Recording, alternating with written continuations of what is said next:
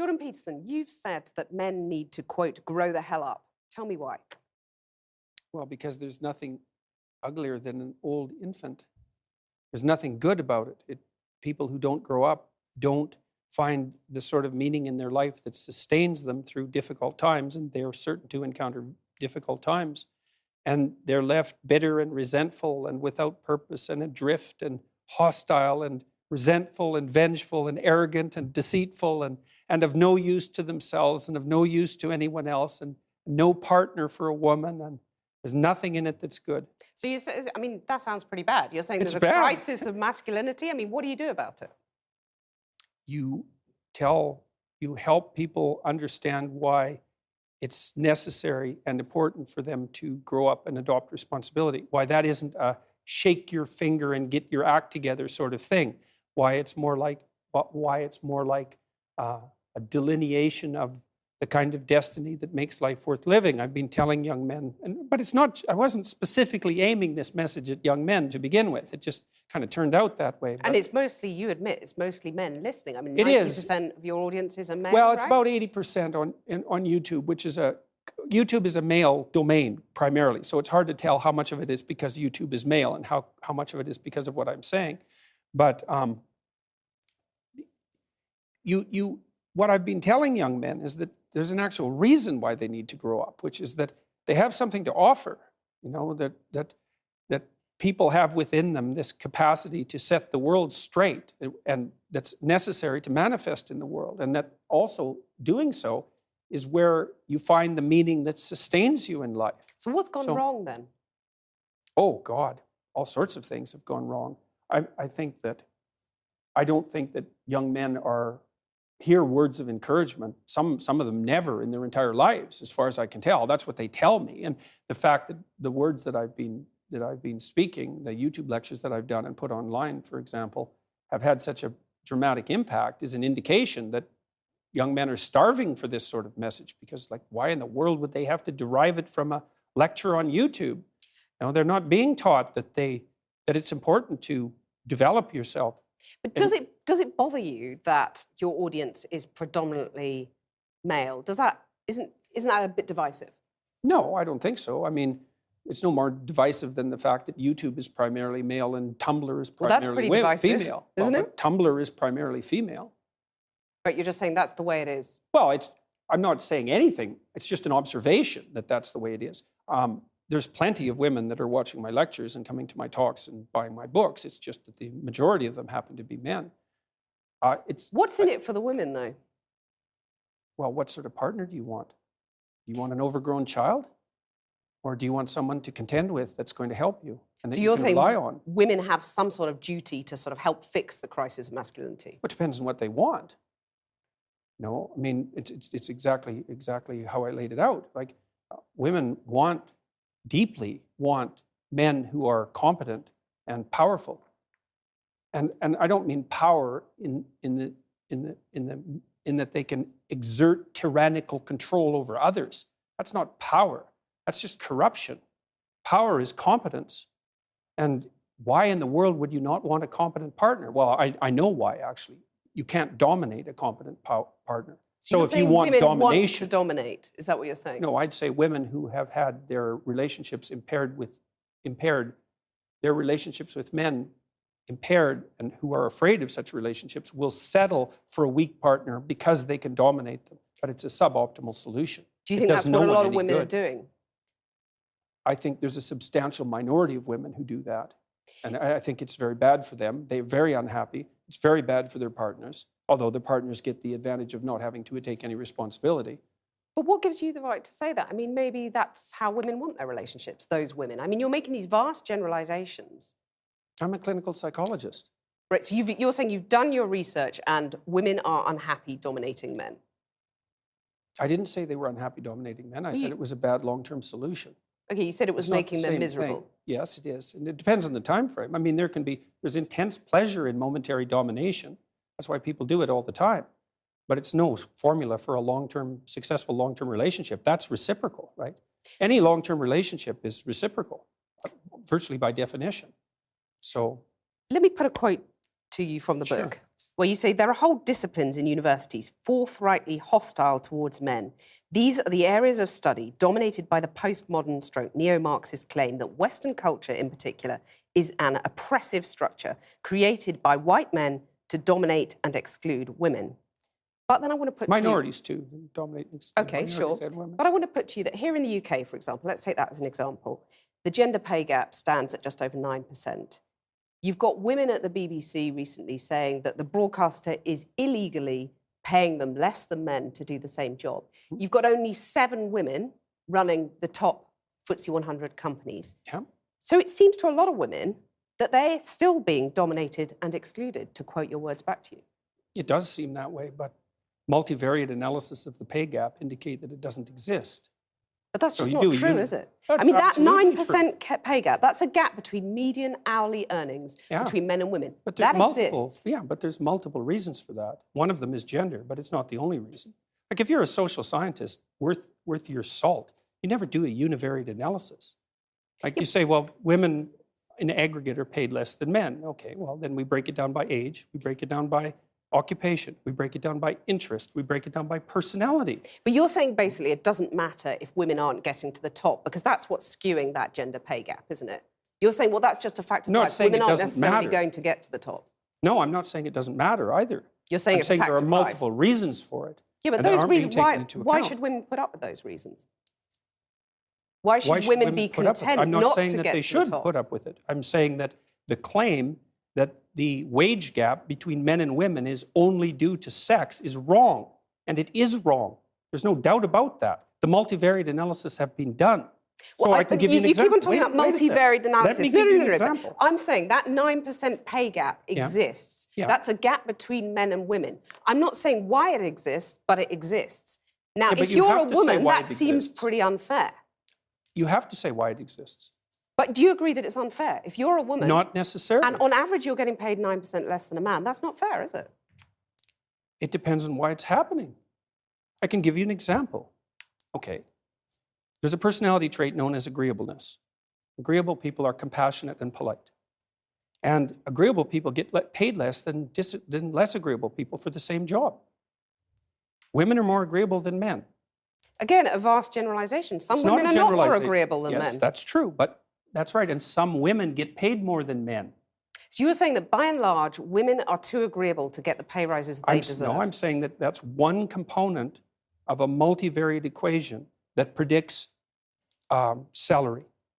It accounts for maybe 5% of the variance, something like that. So surely you the need about answer- you need about another 18 factors, one of which is gender. And there is prejudice, there's no doubt about that, but it accounts for a much smaller proportion of the variance in the pay gap than the radical feminists claim. Okay, so rather than denying the pay gap exists, which is what you did at the beginning of this conversation, shouldn't you say to women, rather than being agreeable and not asking for a pay rise, go and ask for a pay rise? Make yourself disagreeable with your boss. Oh, definitely, there's that. But I also didn't deny it existed. I denied that it existed because of gender. Okay. See, because I'm very, very, very careful with my words. So the pay gap exists, you accept that, but you're Yes. saying, I mean, the pay gap between men and women exists, but you're saying it's not because of gender, it's because women are too agreeable to ask for pay rises. So It's make one them- of the reasons. Okay, one of the reasons. So why not get them to ask for a pay rise? I've Wouldn't done that be a that. fairer I've done way of that proceeding? many, many times in my career. And they just I've don't? counseled. Oh, they do it all the time. You can. So one of the things that you do as a clinical psychologist is assertiveness training.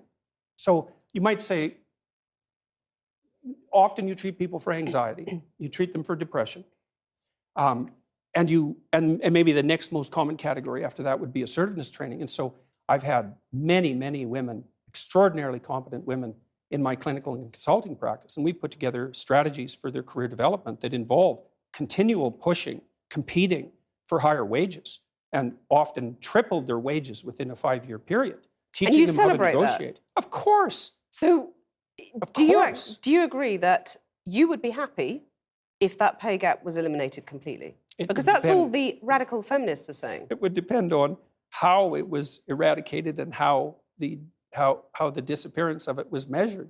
And you're These saying if things it's at the you cost can't- of men, that's a problem. Oh, there's all sorts of things that it could be at the cost of. It could even be at the cost of women's own interests. So, Because they might not be happy if they get equal pay. No, because it might interfere with other things that are causing the pay gap that women are choosing to do. Like having children. Well, or choosing careers that actually happen to be paid less, which women do a lot of. But why shouldn't women have the right to choose not to have children or the right to choose those demanding careers? They do. They can. Yeah, that's fine. But you're saying that makes them unhappy, by and large. I'm saying that no, I'm not saying that. I actually haven't said that so far. You're in the saying program. it makes them miserable. No, I at the said that beginning. what was making them miserable was having weak partners. That makes them miserable. Right. I would say that many women around the age of, I would say between 28 and 32, have a career family crisis that they have to deal with. And I think that's partly because of the foreshortened time frame that women have to contend with. Like, women have to get the major pieces of their life put together faster than men, which is also partly why men aren't under so much pressure to grow up. So because for the typical woman, she has to have her career and family in order pretty much by the time she's 35, because otherwise the options start to run out. And so that puts a tremendous amount of stress on women, especially at the end of their 20s. I think I take issue with the idea of the typical woman because, you know, all women are different. And that's what I want to just put another quote to you from the book. Well, You they're say, different in some ways and the same in others. Okay, you say women become more vulnerable when they have children. Oh, And yes. you talked in one of your YouTube interviews about crazy harpy sisters. So, simple question. Is gender equality a myth in your view? Is that something that's just never going to happen? It depends on what you mean by equality. No, Being if treated you mean that fairly, men and women getting the same opportunities? fairly, we could get to a point where people were treated fairly or more fairly. I mean, people are treated pretty fairly in Western culture already, but we can But they're improve really that. not, though, are they? I mean, otherwise, why depends. would there only be 7 women running FTSE 100 companies in the UK? Why would there still be a pay gap, which we've Oh, well, discussed that's at easy. length? It's easy to Why are answer women that at the question. BBC saying that they're getting paid illegally less than men to do the same job? Well, That's not fair, Well, is let's it? go to the first question. Those are complicated questions. Seven women. Repeat that one. There's only 7 women running the top FTSE 100 companies in the UK. Okay. Well, the I mean, first that's not question fair. might be, why would you want to do that? Why would a man want to do it? I Well, mean, there's a lot of money. It's an interesting there's a job. certain You know? number of men, although not that many, who are perfectly willing to sacrifice virtually all of their life to the pursuit of a high-end career. So they'll work. These are men that are very intelligent. They're usually very, very conscientious. They're very driven. They're very high energy. They're very healthy. And they're willing to work 70 or 80 hours a week, nonstop, specialized at one thing to get to the top. So you're saying women are just more sensible. They don't want that because it's not a nice life. I'm saying that's part of it, definitely. And so I work So you don't think there are barriers in their way that prevent them getting to the top Oh, of there those are companies? some barriers, yeah, like men, for example. I mean, to get to the top of any organization is an incredibly competitive enterprise. And the men that you're competing with are simply not going to roll over and say, please take the position. So let me come back to my absolute question. all-out warfare. Is gender equality a myth? I don't know what you mean by the question. Men and women aren't the same, and they won't be the same. That doesn't mean they can't be treated fairly. Is gender equality desirable? If it means equality of outcome, then almost certainly it's undesirable. That's already been demonstrated in Scandinavia. Because in Scandinavia... What do you mean by that? Equality of outcome is undesirable? Well, men and women won't sort themselves into the same categories if you leave them alone to do it of their own accord. We've already seen that in Scandinavia. It's 20 to 1 female nurses to male, something like that. It might not be quite that extreme, and approximately the same male engineers to female engineers. And that's a consequence of the free choice of men and women in the societies that have gone farther than any other societies to make gender equality the purpose of the law. Those are ineradicable differences. You can eradicate them with tremendous social pressure and tyranny, but if you leave men and women to make their own choices, you will not get equal outcomes. Right, so you're saying that anyone who believes in equality, whether you call them feminists, call them whatever you want to call them, should basically give up because it ain't going to happen. Only if they're aiming at equality of outcome. So you're saying give people equality of opportunity, that's fine. It's not only fine, it's eminently desirable for everyone, for individuals and for society. But still women aren't going to make it. That's what you're really It saying. depends on your measurement techniques. They're doing just fine in medicine. In fact, there are far more female physicians than there are male physicians. There are lots of disciplines that are absolutely dominated by women. Many, many disciplines. And they're doing great. So... Let me put something else to you from the book. You say the introduction of the equal pay for equal work argument immediately complicates even salary comparison beyond practicality for one simple reason. Who decides what work is equal? It's not possible. So the simple question is, do you believe in equal pay? Well, I made the argument there. It's like it depends on So who you don't defines believe it. in equal pay? No, I'm not saying that at all. Because a lot of people listening to you will just say, I mean, are we going back to the dark That's ages because they're actually here? not listening. They're I'm just listening very projecting carefully, what and they I'm think. hearing you basically saying women need to just accept they're never going to make it on equal terms, equal outcomes is how you defined it. No, I If didn't I say was that. a young I said woman that equal... watching that, I would go, well, I might as well just go and play with my Cindy dolls I and give didn't up say trying that. at school because I'm not going to get the top job I want because said there's that someone sitting there saying it's not possible I and it's said not that desirable, equal it's going to make outcomes you aren't miserable. desirable. That's what I said. It's a Yeah, bad it's not social desirable. goal. I didn't say that women shouldn't be striving for the top or anything like that, because I don't believe that for a second. Striving for the top, but you're going to put all those hurdles in their way, as has been in their way for centuries, and that's fine. You're saying that's fine. No, I really The think patriarchal system I really is think just that's fine. silly. I do. I think that's silly.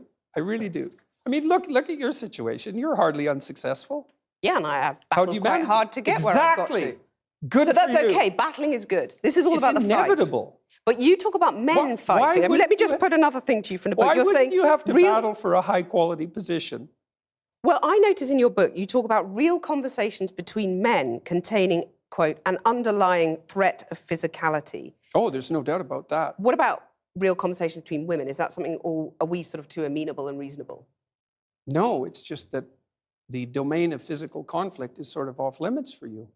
Well, you just said that I fought to get where I've got. Yeah, but what does that make me? Well, a sort of proxy man or something? I don't imagine that you've. Yeah, to some degree, I suspect you're not very agreeable. So that's the thing. Successful women. I'm not very agreeable. Right. But I've noticed that actually in this conversation. At least and I'm sure it served your career well. Successful women, though, basically have to wear the trousers. In your view, they have to sort of become men to succeed. Is what you're saying? Well, if they're going I've had to fight to succeed. If they're therefore, going to I'm compete an honorary against man. men, certainly masculine traits are going to be helpful. I mean, one of the things I do in my counseling practice, for example, when I'm consulting with women who are trying to advance their careers, is to teach them how to negotiate and to be able to say no and to not be easily pushed around and to be formidable.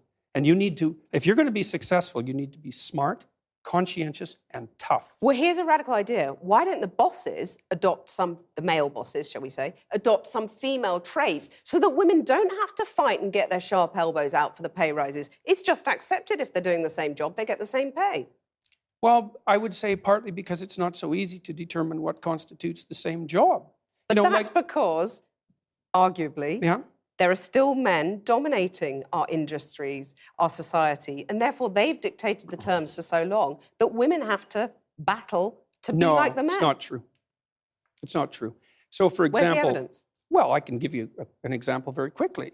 So I worked with women who worked in high-powered law firms in Canada for about 15 years, and they were as competent and put together as anybody you would ever meet.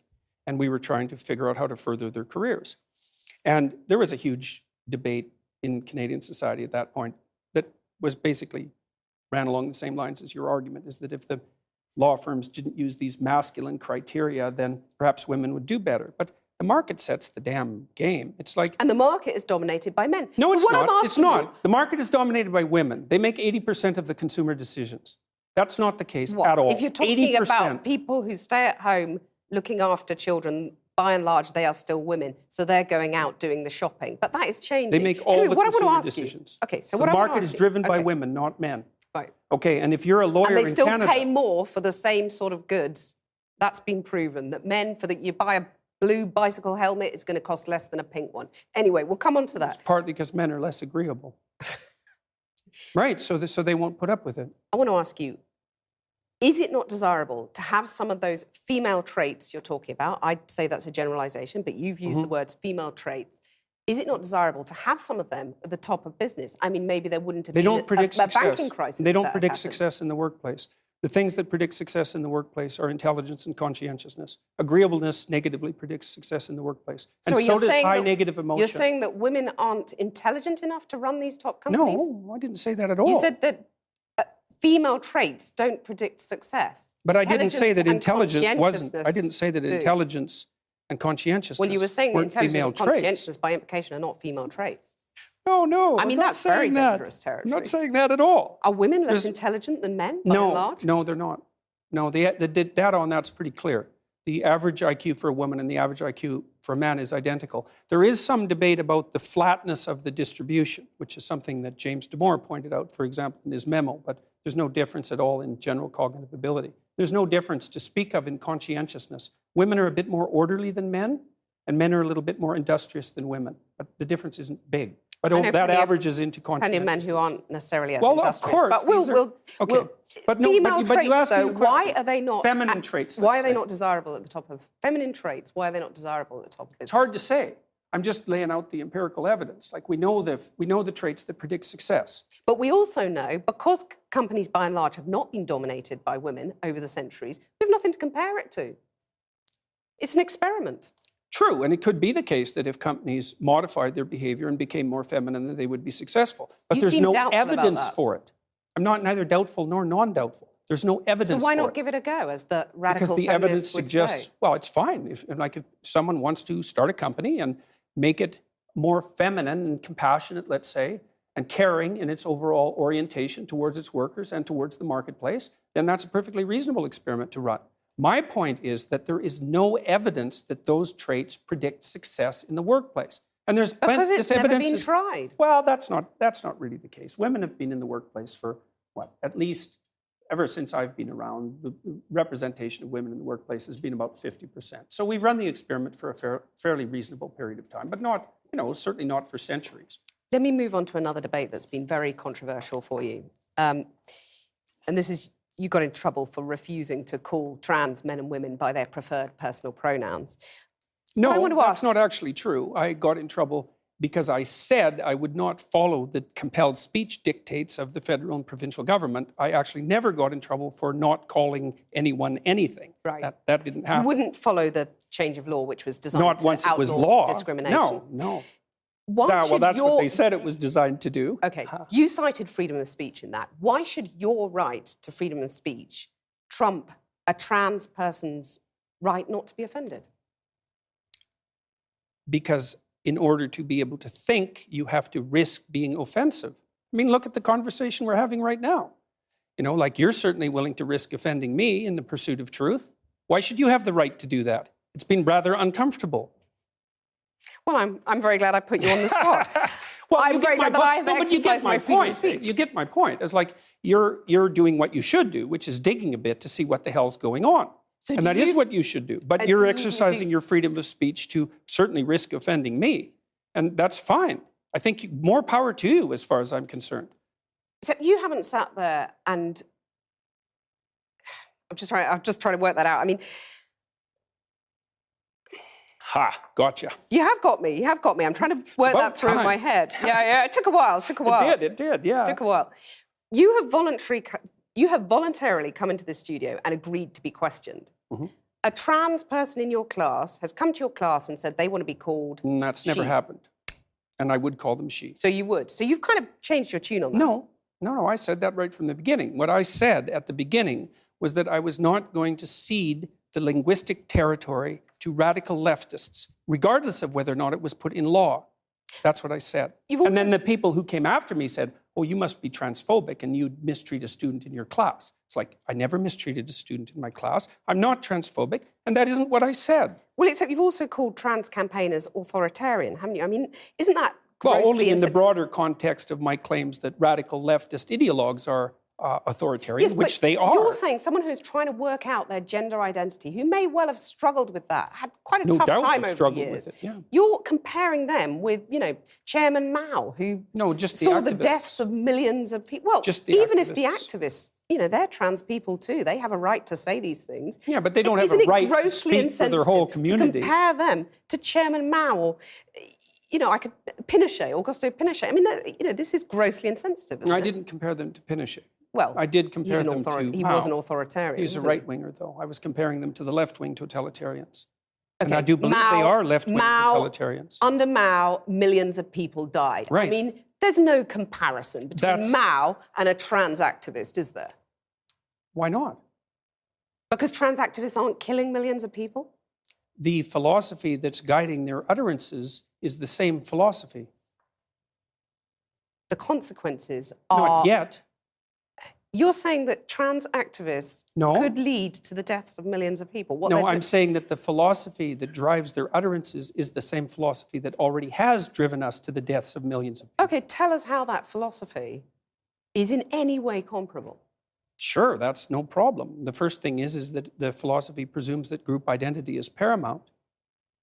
That's the fundamental philosophy that drove the Soviet Union and Maoist China. And it's the fundamental philosophy of the left-wing activists. It's identity politics. It doesn't matter who you are as an individual. It matters who you are in terms of your group identity. You're just That's saying these murderous- things, though, to provoke, aren't you? I mean, Not you a are a bit. provocateur. I never said You're like anything- the alt-right that you hate to be compared to. You want to stir things up. I'm only a provocateur insofar as when I say what I believe to be true, it's provocative. I don't provoke. Maybe for You don't humor set out to now and provoke. then. I'm not interested in provoking. But what Not in about the thing least. about, fighting and the lobster? Tell us about the lobster. Well, that's quite a segue. Well, the first chapter I have in my book is called Stand Up Straight with Your Shoulders Back. And it's an injunction to be combative, not least to further your career, let's say, but also to adopt a stance of ready engagement with the world and to reflect that in your posture. And the reason that I write about lobsters is because there's this idea that hierarchical structures are a sociological construct of the Western patriarchy. And that is so untrue that it's almost unbelievable. And I use the lobster as an example because the lobster, we divulged from lobsters in evolutionary history about 350 million years ago, common ancestor. And lobsters exist in hierarchies, and they have a nervous system attuned to the hierarchy. And that nervous system runs on serotonin, just like our nervous systems do. And the nervous system of the lobster and of the human being is so similar that antidepressants work on lobsters. And it's part of my attempt to demonstrate that the idea of hierarchy has absolutely nothing to do with sociocultural construction, which it doesn't. Let me just get this straight. You're saying that we should organise our societies along the lines of the lobsters. I'm saying that it's inevitable that there will be continuity in the way that animals and human beings organize their structures. It's absolutely inevitable. And there is 1/3 of a billion years of evolutionary history behind that. Right? That's so long that 1/3 of a billion years ago, there weren't even trees. It's a long time. You have a mechanism in your brain that runs on serotonin that's similar to the lobster mechanism that tracks your status. And the higher your status, the better your emotions are regulated. So as your serotonin levels increase, you feel more positive emotion and less negative emotion. So you're saying, like the lobsters, we're hardwired as men and women to do certain things, to sort of run along tram lines, and there's nothing we can do about it. No, I'm not saying there's nothing we can do about it, because it's like in a chess game, right? There's lots of things that you can do, although you can't break the rules of the chess game and continue to play chess. And your biological nature is somewhat like that, is it sets the rules of the game, but within those rules you have a lot of leeway.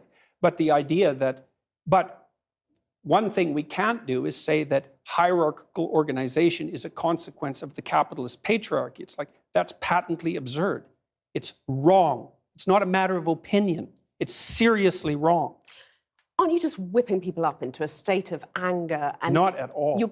divisions between men and women? You're stirring people up. You have any critics of you online get absolutely lambasted by your followers. You've And got to by call me, them off, haven't generally. you? Sorry, your critics get lambasted by you. I mean, If isn't they're that academics, irresponsible? not at all. If an academic is going to come Okay. after me and tell me that I'm not qualified and that I don't know what I'm talking about, So like, you're it's not going to say seriously to your not the followers same. now, quit the abuse, quit the anger. Well, we'd need some substantial examples of the abuse and the anger before I could detail that question. There's a lot of it out there. Let's take a more general perspective on that. So I've had 25,000 letters since June, something like that, from people who told me that I've brought them back from the brink of destruction.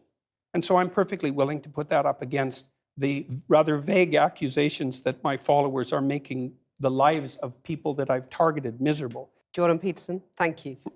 My pleasure. Nice talking with you.